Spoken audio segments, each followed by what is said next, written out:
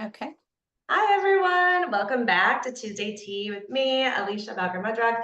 I'm here with a dear friend from 1,000 years ago. We're not that old, so it's just like a little bit ago. But I've known her since I was very small. We went to elementary, middle school, high school together. This is Carlie. She's joining us all the way from lovely California. She is a mama to two little girls. She's worked in healthcare for over 16 years, and she's also really committed to this mission of helping women and other humans, but especially, busy working moms like herself, how to really prioritize yourself, how to really invest in your health, how to think about putting yourself on your priority list and figure out how to maintain a really healthy eating and exercise routine while doing all the other things that are really important to you as well. So we're so excited to have her here on our summer reboot in July. And this week, we're really going to dive into that topic of feeling your body and thinking about how that's possible and how we can get creative with it. And it doesn't have to just look one way. And Carly's going to share a bit about her own experience and journey and some stuff she's doing, and going to dive in and our thoughts about it as well. So Yeah. welcome. Thank you. Thanks, Alicia. Yeah. So, So I, mhm. yeah. No, I was going to say, Yeah. take it away. No, I was going to say, I think especially being a woman, girl, young girl, our body is always something that I like the way I looked, especially when in my younger years, it was all about the physical appearance. And I was in high school cheerleading, as you know. And so I never, being young, like you never have to worry about what you eat. Man, I think back to those high school years, I'm like, oh my gosh, I think I was eating like a bag of Cheeto Puffs and like a huge Dr. Pepper before cheerleading The practice. Dr. Pepper. Yes, all the time. Yeah. I would And just like eat a hot Cheetos with bagel Dr. Pepper. and yeah, exactly. And chicken nuggets. And I'm like, dang, but did I look good? Sure. But like, what was going on in my body? Right. So it's funny to like look back at and think about how my perspective has changed so much about what I put into my body Right. versus how I look. How do those two things even match up? And something I'm not even sure that but I struggled with stomach issues for a long time. And it wasn't until after I graduated high school and was in college that I started getting early testing for multiple digestive disorders. I had at one point been diagnosed with three different things, three separate times. So the doctors never agreed with whatever it was. Right. First, it was Crohn's disease, then it was ulcerative colitis, and I have celiac disease. So Ah, I was diagnosed with that through years of trial and error with different doctors, traveling through Europe, eating all of the pasta in Italy, and the rolls with the sausages in Germany, drinking all the beer, all yeah, the yeah. gluten, All the and bagels at Village Christian and the French fry, all the stuff you shouldn't be exactly eating all the apparently. things. So, yeah. All the things. And finally, it wasn't until I really started cutting gluten out of my life, even after the diagnosis, because it's a mental game, that I realized that that was a trigger for me. So it was interesting to kind of have that mind body connection with the digestive stuff kind of Oh, for many, many years yeah. and be able to connect those things. But with that, when we go into college and you're now living on your own, I'm not in cheerleading anymore, not as active as I used to Yeah, be. Yeah, gained yeah, the freshman 15, yeah, like I yeah. know a lot of people, not everyone, but a lot of people do. And went through years of trying different exercise routines. I've done hot yoga, which I actually really love. I did Bikram for so many years, or Core Power. Love those Mm, programs. Then I was on Weight Watchers, and then I would do gym classes. I would always bounce around, juice yeah, cleanses. yeah. In fact, when I got to be my heaviest non-pregnant weight, mind you, this is before kids. I weighed myself. I just knew I wasn't feeling good, and I weighed myself one day, and ultimately, now looking back, I was the exact same weight as my pregnant weight, my heaviest pregnant weight, Yeah, like to a T. I have picture. I took scale pictures of both of right, those days, right. Right. And it's interesting how your body can like almost get to the exact point, and then you're like, okay, I can't handle any more of Right. this. It knows it's like limit. What Yeah. exactly? Isn't that Mhm. crazy? Mhm. So after I had my first daughter, like you said, I have two little girls. But it wasn't until after I had my first daughter and she was two, that I found this online platform, to working out. Mind you, in the midst of, you know, going through my body journey and all of this, I'm also working full time, Right. in healthcare. I'm a leader of about 500 people. And, you know, I sit a lot during the day. We're all on our computers, and I drive a lot. So I'm sitting Mhm. in lots of sitting, lots of Yeah. stagnant Yeah. Yeah. energy. So I knew I had to do something, that being a mom and then working full time and sitting a lot was going to work into my life. And as much as I loved those classes that I used to go to, it didn't serve me anymore. Right. There was There was no the time to way. do that. Yeah. Exactly. There was no Yeah. way I could fit that into my day. So actually, my roommate in college started to do these online workouts, and I just like watched her be a mom and prioritized her health. And that year that I joined, which was 5 years ago, it was in 2019, I got in the best shape of my life. Better shape than I was, even as a cheerleader. I was like, where are these like muscles that I had never seen before? Because I was Yeah. eating all the crap food. Right. Um, Right. and it wasn't just about learning um to physically prioritize the workouts, but like, how am I fueling myself so my skin isn't eczema ridden, so my stomach doesn't hurt anymore, paying attention to the foods that make that trigger for me. Yeah. And everybody is different, right? So I envy the people that can have a piece of regular bread and like not have a problem, because that would be amazing. So but you know, it was about what made sense for me. And as I followed my friend's journey and then ultimately went into doing these fitness programs in my garage, in my living room, Mhm. I was able to prioritize my nutrition in a way that didn't cut out any food groups. Because that was the other thing too. Yeah. You know, like Yeah. there's so many, like there's like the Atkins diet, and then there's keto, and then there's like all these things, Right. but Paleo or, like not exactly. And I've done all of them. yeah. But Yeah. like, that's not as sustainable for me. I want to be able to have a piece of gluten-free pizza and a glass of wine Yeah. and like not feel bad about myself for Yeah. it. Yeah. And still achieve my weight loss goals. Right.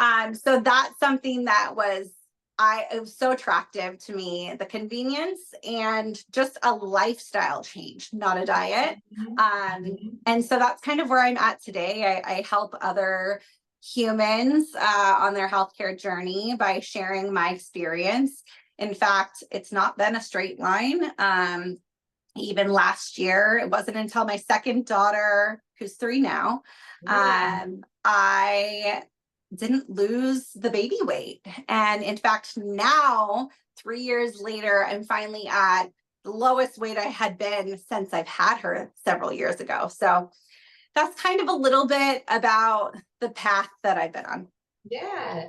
So what do you think was like the biggest buy-in piece? Because obviously it sounds like for years prior you had like tried different programs and done different things and like it maybe worked for a minute, but it wasn't like the thing. So how did you what needed to shift or what needed to happen aside from just like finding a platform that reasonably fits your schedule or that's like Yeah. an actual goal you can obtain, but like it feels like maybe there's a little something more that needs to also click for this to really like, okay, I'm sold, like I'm 100% in for you. It was really just like the balance aspect of it not feeling like a diet, not it not Mhm. feeling like it was something that I had to do or Mhm. for anybody else except for myself. It felt like this is truly finally a lifestyle. This is not a quick fix. And it Yeah, was a mindset change. yeah, I've also really struggled through the years with depression and anxiety it's very sad, but like as long as I could remember, probably in kindergarten is as early as I can remember those things. And being on medication for many years for that, finally getting off medication, having kids, finding something that was going to fill my cup that wasn't a medication. Not that there's anything wrong with that, but for me, it was just not sustainable anymore because I had to go off of something to have children safely. And I didn't want to feel like I only had to rely on that. Like there was other options for my mental health that had nothing to do with those things that I had done in the past. And knowing that there's this platform that also offers like yoga and meditation and like mindfulness. So it's not just for your physical body, it's also for your six-pack, it's for everything. Exactly. That made a difference to me. And the community of women made the difference. Sorry guys, but it is a lot of ladies in my program, and we have this online chat groups, and we have a Facebook page where we're all kind of sharing each other's wins, and even the women that are at the very beginning of their process to be able to just relate to other people that are in very similar shoes to you and not feel alone in your journey. It's so important. Yeah, no, so true. And I think what you're saying is, I think really at the heart of a lot of the work that I do with folks and that I, continuously that we hear from other guests, it like has to come to the core of a lifestyle mindset. Because if it's just a thing, like if you've read the book Atomic Habits, he talks about, which I probably refer to him in every of these talks, people are over it. But he talks about the idea of like, to say like, I want to run more. You're less likely to start doing that instead of saying like, I am a runner. I am a runner. Embody like that I'm a runner. I'm much more likely to get on my shoes and go run and like live the life that allows me to be able to be a runner, right? Like feeling my body, getting sleep.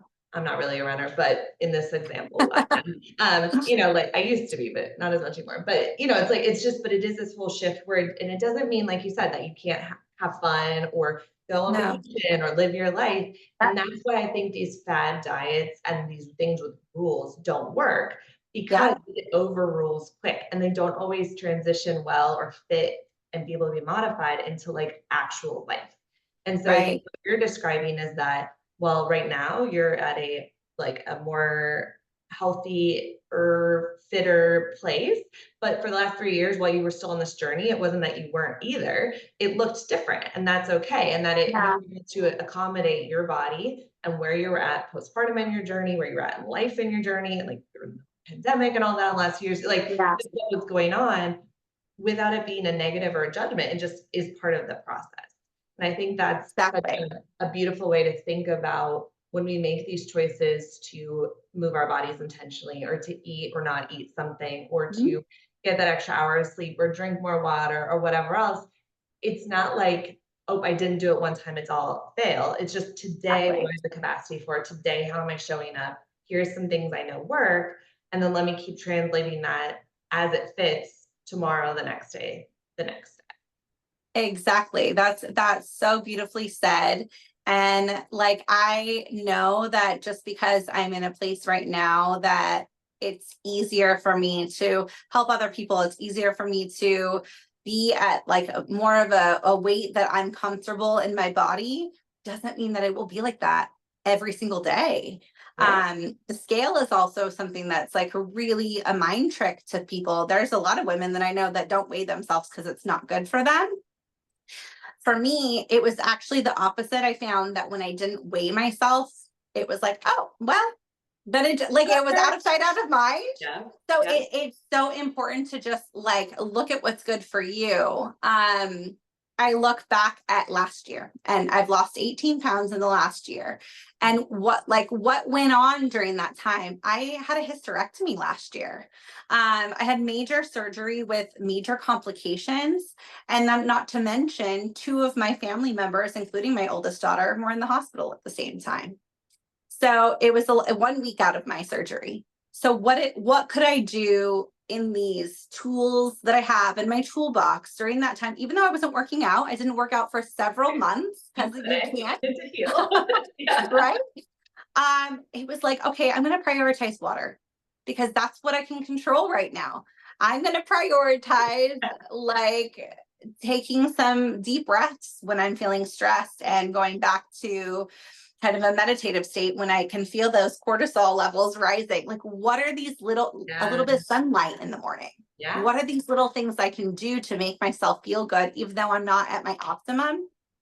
Those are the things that are just like you have to have these little things that you can draw from. Yeah, because we're not always going to be 100%. That's just like, No. and it doesn't mean we're going to be bedridden from surgery. Like probably, hopefully, you're never at that place again Yeah. forever for a very long time. But there's like that Yeah. middle, right? Like even as Yeah. women, I think we don't talk enough about just like our cycles, or as Yeah. we're now dealing with the impact of a hysterectomy, and like Yeah. whatever physiologically, that also the cycles and Yeah. the impact of those hormones. But at different weeks, we have the capacity to only do different things. And so, Yeah. like, how can you show up to your best for today? And I think if we Hmm. were a little more generous and less like all or nothing and so harsh, Yes. 110%, like 100% is a different shape, size, color, different days all the time. Yeah. Your 100% is never exactly the same. And I think if, like No. you said, like today, I just didn't feel like doing a lot. So I did a 10-minute lightweight arm workout because that Yeah. felt like the kind of movement I wanted to do. Is that like a great workout? Like 50 minutes? No, but it still was Yes. good. It was something. I engaged my whole body, felt pretty good after it, but that was like all I wanted to do, right? So that was my 100% for probably physical activity for today. And that's Yeah. okay. And I think it's like the more we can get into that sort of habit, but have that toolbox, like you said, of all these different seasons, what worked, what didn't, what could you, Hmm. what can you control, then it gets us to the next and the next and the next. And maybe it does like up level our baseline or kind of like generally our performance level or how we're showing up. Right. But there isn't like a right or wrong here. Like you said, I No. can't weigh myself. That is not helpful for me. Right. In Southern California, where we grew up, like that does not do well for my brain. But I Yeah. know other friends and folks who like Yeah. need that accountability, need that check-in. It Right. anchors them. So it's Yeah. learning yourself, Hmm. pains and all of like trying different things, but thinking of stuff not as a checklist, not as rules, not as this No. perfect right or wrong, but like guidelines and information to kind of help Right. us show up in our best selves to the best of our abilities on any given Exactly. day, right? Exactly. I think just looking inwards, like being in tune with how you feel, tuning out. Even though I have like this online community and lots of people that I connect with in order to feel like I belong in that, and I'm not alone in whatever my journey is. Sometimes you have to tune some of it out too. 100%. It's social media is a blessing and a curse. Mhm. It really is. I am so grateful for it because I found connection. Like, if we didn't have social media, would we even be having this moment right now? Who knows? Exactly. No, it's so true. Yeah. So it's wonderful for that. But then there's like these like people with all the filters in the world, and people that their whole entire job is just to work out and be fit, and then we compare ourselves. Right. Right.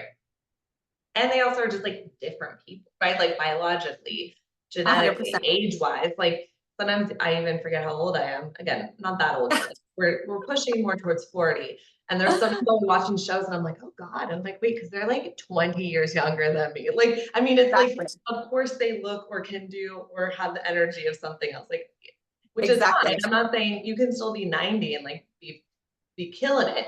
But just like biologically, there's some stuff that happens as you continue Yeah. to age, right? And I think it's just sometimes Yeah. we get in this comparison mode, but not even of like apples and apples. So if we're gonna compare, at least compare like something that's relatively closer to you than like the banana over there. Yeah.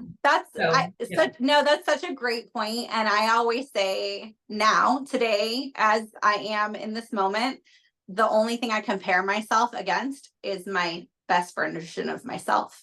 I love that. So I just look at, okay, when was I the happiest? When was I? And it's not always going to be attainable, right? Because our life will change and relationships will change and different dynamics in your life will change. But what are these things that I can go back to that I know make me feel good, fueling my body, exercising, sunlight, water, whatever.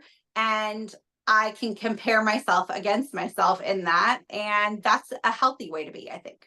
Exactly.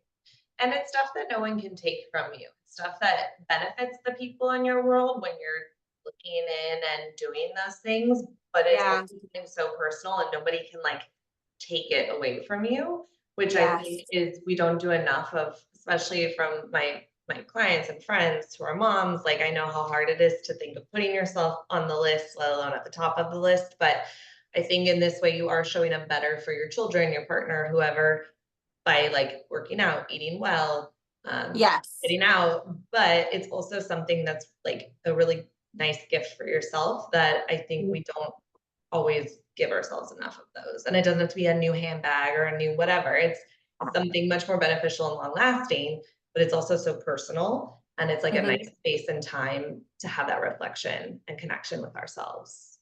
Absolutely. I align with that. I think leading people, leading a big team in work, I am better at work as a mom when I wake up at 5 o'clock in the morning and take that quiet time, because a lot of it's too, it's like when we're busy career people or people with kids, it's a lot of noise during the day too. Yeah. And it's important to carve out, even if it's like 20 minutes or Yeah. 10 minutes, whatever it is, Yeah.